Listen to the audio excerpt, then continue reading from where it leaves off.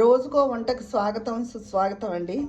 ఈరోజు గోరుచిక్కుడుకాయ బెల్లం వేసిన కూర, తీపి కూర చూపిస్తున్నాను.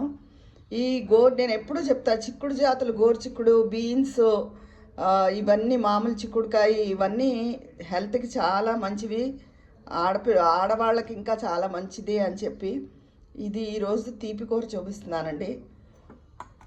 గోరుచిక్కుడుకాయలు ముందు కుక్కర్లో ఇలా చిన్న ముక్కలుగా కట్ చేసుకుని ఉడకబెట్టేసుకున్నాను. 3 విజిల్స్ రానివ్వాలి. ఉడికిపోయింది. ఇలా ప్యాన్ పెట్టుకోవాలి. పెట్టుకుని ఇందులోకి మినపప్పు, శనగపప్పు లేదులేండి, మినపప్పు, జీలకర్ర, ఆవాలు, ఒక 2-3 ఎండుమిర్చి పోపు వేయించుకోవాలి. ఇదిగోనండి పోపు వేగుతోంది. ఇలా చింతపండు గుజ్జు తీసుకోవాలి. ఇదిగోనండి పోపు వేగాక చిక్కుడుకాయ ముక్కలు వేసాను. ఇందులో కొంచెం చింతపండు గుజ్జు, కొంచెం నేను పాత బెల్లం పొడి వాడతాను, అది కొంచెం తీపి ఎక్కువే పడుతుంది. తగినంత ఉప్పు, ఒక చిటికెడు ఎర్రకారం వేసుకోవాలండి. ఇదిగోనండి ఎంతో రుచికరమైన గోరుచిక్కుడుకాయ తీపి వేసిన కూర, గోరుచిక్కుడుకాయ బెల్లం పెట్టిన కూర అంటారు దీన్ని. ఇది హెల్దీ, చాలా టేస్టీగా కూడా ఉంటుంది.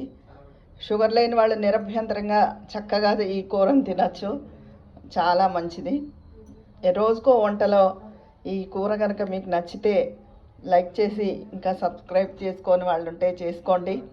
మీ కామెంట్ని కూడా తెలియజేస్తే నాకు ఆనందంగా ఉంటుంది.